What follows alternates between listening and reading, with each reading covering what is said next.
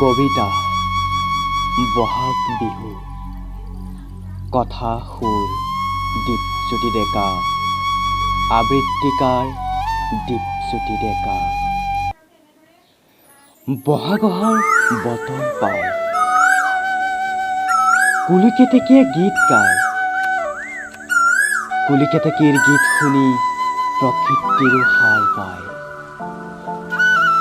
বহাগৰ লগত আহে বৰদৈ চিলা, প্ৰকৃতিক দি যায় সুখৰ বতৰা। মুখল ধৰা বৰষুণত জীপাল পৃথিৱীৰ গছলতিকা হৈ পৰিল নতুন আকৃতিৰ। নদ নদী খাল বিল পানীৰে ভৰা, মানুহৰ মনত আহিল নতুন বতৰা।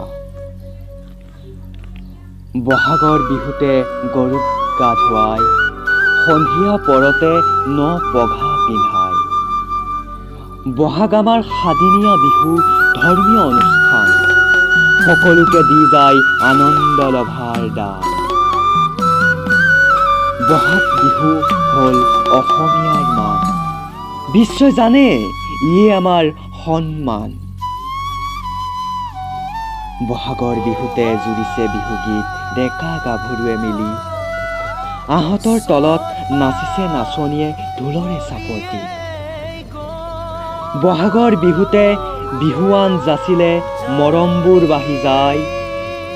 আমাৰ বহাগ বিহুৰ মহত্বৰ কথা কোনেও বুজি নাপায়।